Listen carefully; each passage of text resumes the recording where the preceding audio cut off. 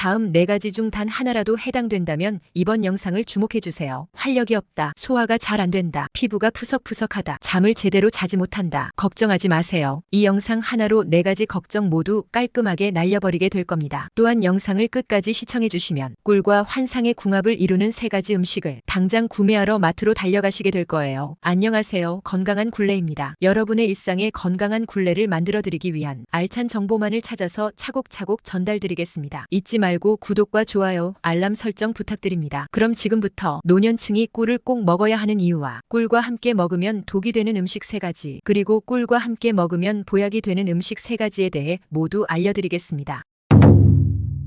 노년층은 나이가 들면서 자연스럽게 면역력과 체력이 감소하는데요. 이에 부족한 영양소를 보충하기 위해 비싼 영양제를 따로 구매하여 챙겨 드시는 분들이 꽤 많습니다. 그러나 우리는 자연에서 건강한 영양제를 손쉽게 찾을 수 있습니다. 바로 꿀인데요. 꿀은 자연에서 얻을 수 있는 가장 달콤한 영양제입니다. 항산화 성분이 풍부해 노화를 늦추는 데 도움을 주며 소화가 어려워 배가 불편할 땐 꿀차 한 잔이면 속이 편안해집니다. 이렇듯 꿀은 특히 노년층에게 좋은 영양소들을 모두 지니고 있는데요. 지금부터 노년층에 속하는 분들이 꿀을 꼭 챙겨 먹어야 하는 이유 4가지를 알려드리겠습니다. 첫 번째로 꿀은 염증 해소에 탁월합니다. 꿀은 자연에서 얻는 특별한 물질로 항균 작용이 뛰어난 성분들을 포함하고 있습니다. 특히 메틸글리옥살은 꿀에서 발견되는 주요 항균 성분 중 하나로 상처 치료에 매우 효과적입니다. 메틸글리옥살은 꿀이 만들어지는 과정에서 생성되며 이 성분은 세균의 성장과 번식을 억제하는 능력이 있습니다. 꿀이 상처에 적용되면 메틸글리옥살이 세균의 세포막을 파괴하거나 세균의 대사 과정을 방해하여 감염을 예방하는 데 도움을 줍니다. 이로 인해 꿀은 상처 치유를 촉진하고 염증을 줄이는 데 기여할 수 있습니다. 또한 꿀은 자연적인 보습 효과도 가지고 있어 상처가 건조해지지 않고 적절한 수분을 유지하게 도와줍니다. 이는 치유 과정을 더욱 빠르게 하고 흉터 형성을 최소화하는 데도 도움이 됩니다. 두 번째로 꿀은 소화 개선에 탁월합니다. 꿀은 위산을 중화하는 데 도움을 줄 수 있습니다. 위산이 과도할 경우 위염이나 소화불량과 같은 불편한 증상을 초래할 수 있는데 이때 꿀을 섭취하면 위산의 산도를 조절하여 위벽을 보호하는 역할을 합니다. 또한 꿀은 소화 효소의 활동을 촉진하여 음식물의 소화를 더욱 원활하게 만들어줍니다. 이는 특히 복합 탄수화물이나 단백질을 소화하는 데 도움을 주어 위장의 부담을 덜어줍니다. 꿀의 자연적인 당분은 장내 유익한 세균의 성장을 촉진하는 프리바이오틱스 역할을 하여 장 건강을 개선하는 데도 기여합니다. 뿐만 아니라 항염 작용이 있어 위장 점막의 염증을 줄이고 이미 손상된 위장벽의 회복을 촉진하는 데 도움을 줄 수 있습니다. 이러한 특성 덕분에 꿀은 위염이나 소화불량으로 고생하는 사람들에게 자연적인 치료 옵션으로 각광받고 있습니다. 세 번째로 꿀은 면역력 강화에 중요한 역할을 합니다. 꿀에 포함된 폴리페놀과 플라보노이드 같은 성분은 면역 체계를 강화하고 염증을 줄이는 데 기여합니다. 또한 꿀은 비타민C, 비타민B 복합체 그리고 다양한 미네랄도 포함하고 있어 이들 영양소는 면역력을 높이는 데 필수적입니다. 비타민C는 면역세포의 활동을 촉진하고 비타민B는 에너지 생산과 신진대사에 도움을 주어 전반적인 건강 유지에 기여합니다. 특히 꿀은 감기나 독감과 같은 호흡기 질환 예방에도 도움을 줄 수 있습니다. 따뜻한 물에 꿀을 섞어 마시면 목의 염증을 완화하고 기침을 줄이는 데 효과적이며 면역 체계를 강화하여 바이러스와 세균에 대한 저항력을 높이는 데 도움을 줍니다. 이렇듯 꿀은 감기 및 독감 예방에 효과적인 자연 치료제로 적절히 섭취하여 건강한 면역 체계를 유지해 보세요. 네 번째로 꿀은 불면증 및 스트레스 완화에 도움을 줍니다. 꿀은 불면증 개선에 여러 가지 방법으로 도움을 줄 수 있습니다. 우선 꿀은 자연적인 당분으로 인슐린 수치를 약간 높여주는 효과가 있습니다. 이로 인해 체내에서 트립토판이라는 아미노산의 이동이 증가하게 되는데 트립토판은 뇌에서 세로토닌과 멜라토닌으로 변환됩니다. 세로토닌은 기분을 안정시키고 멜라토닌은 수면을 유도하는 호르몬입니다. 따라서 꿀을 섭취함으로써 자연스럽게 수면을 유도하는 환경이 조성될 수 있습니다. 또한 꿀은 신경을 진정시키고 스트레스를 완화하는 데 도움을 줄 수 있습니다. 수면을 방해하는 주요 원인 중 하나가 긴장과 스트레스이기 때문에 꿀을 섭취하면 마음을 편안하게 하고 불안감을 줄여 수면에 도움이 됩니다. 그리고 꿀은 따뜻한 음료와 함께 섭취할 때 더욱 효과적입니다. 예를 들어 자기 전에 따뜻한 우유나 허브차에 꿀을 추가하면 몸이 따뜻해지고 진정 효과가 더해져서 수면을 촉진하는 데 도움이 됩니다. 다만 개인의 체질이나 상태에 따라 다를 수 있으므로 자신의 몸 상태에 맞춰 적절한 양을 섭취하는 것이 중요합니다. 이렇듯 꿀은 그 자체만으로도 매우 영양가 높은 음식이지만 다른 음식과 함께 섭취할 때 그 효과가 더욱 극대화되거나 감소할 수도 있습니다. 지금부터 꿀과 함께 먹으면 독이 되는 조합을 알려드리겠습니다. 꿀과 함께 먹으면 독이 되는 음식 첫 번째는 생당근입니다. 생당근과 꿀을 함께 섭취하는 것은 일부 사람들에게 소화불량을 일으킬 수 있습니다. 생당근은 섬유소가 풍부하고 소화가 잘 되는 식품으로 위장 건강에 긍정적인 영향을 미칩니다. 하지만 생당근의 섬유소는 소화 과정에서 시간이 걸리며 특히 잘 씹지 않거나 급하게 먹을 경우 소화가 어려울 수 있습니다. 반면 꿀은 단순당으로 빠르게 흡수되는 식품입니다. 이처럼 두 가지 음식이 함께 섭취될 경우 꿀의 빠른 소화가 생당근의 느린 소화에 영향을 미칠 수 있습니다. 또한 생당근에 포함된 특정 성분이 꿀의 당분과 결합하여 소화효소의 작용을 방해할 수 있습니다.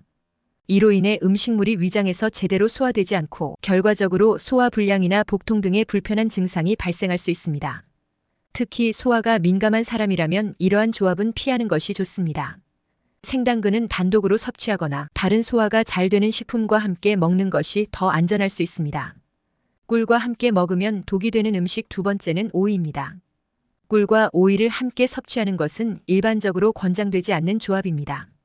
오이는 수분 함량이 높고 소화가 잘 되는 식품이지만 꿀과 함께 먹을 경우 위장에 부담을 줄 수 있습니다. 오이는 섬유소가 풍부하고 소화효소와 함께 섭취할 때 위장에 부드럽게 작용합니다.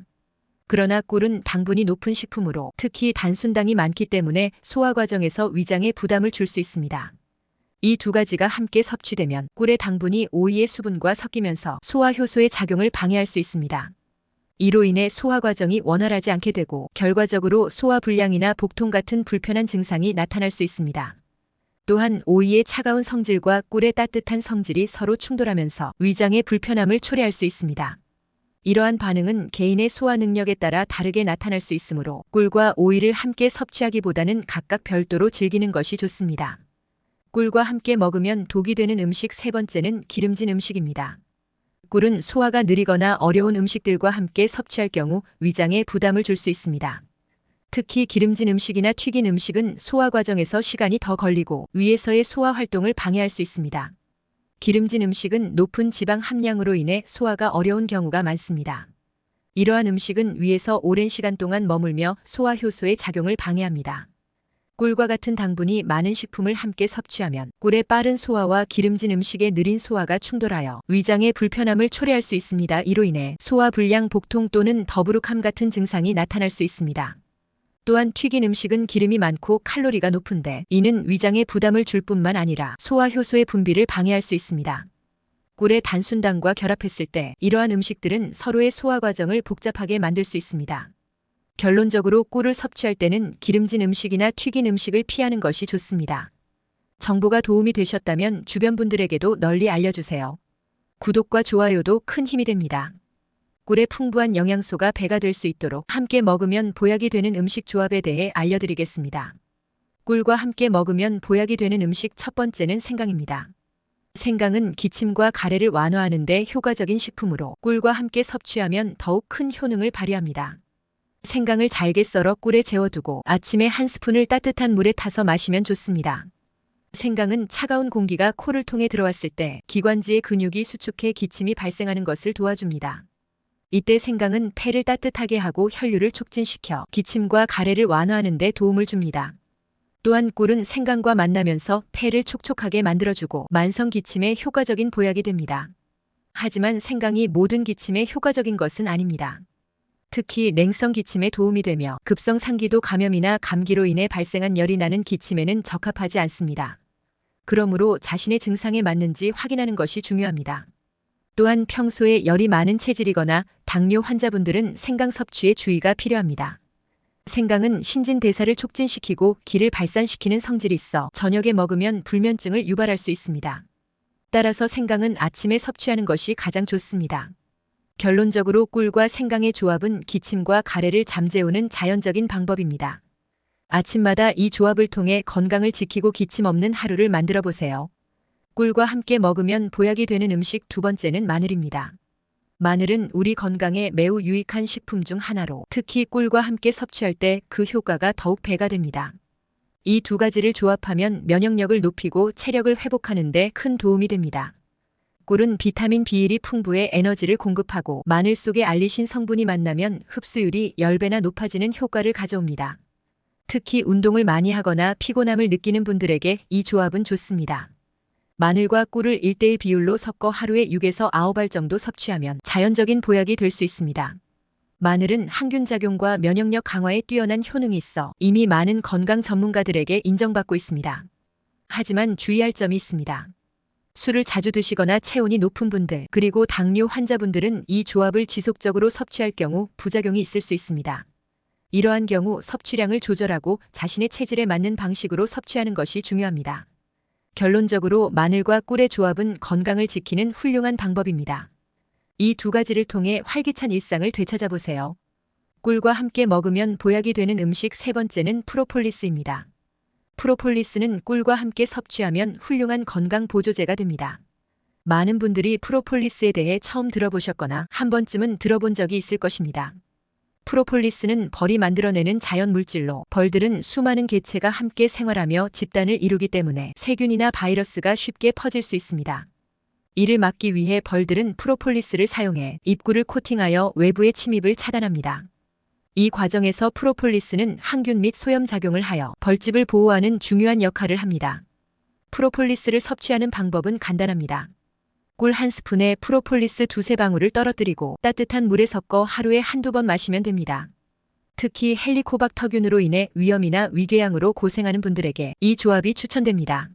비록 더 큰 규모의 연구가 필요하지만 프로폴리스가 헬리코박터균 억제에 도움을 줄 수 있다는 기대를 할 수 있습니다. 또한 꿀은 이미 손상된 위점막의 회복을 촉진하는 데 도움을 줍니다. 프로폴리스 원액은 맛과 냄새가 강하게 느껴질 수 있지만 꿀과 함께 섭취하면 훨씬 더 부드럽고 편안하게 즐길 수 있습니다. 또한 프로폴리스는 만성염증을 다스리는 데에도 효과적이므로 건강을 챙기는 데 큰 도움이 됩니다. 결론적으로 프로폴리스와 꿀의 조합은 면역력을 높이고 위장 건강을 지키는 훌륭한 방법입니다.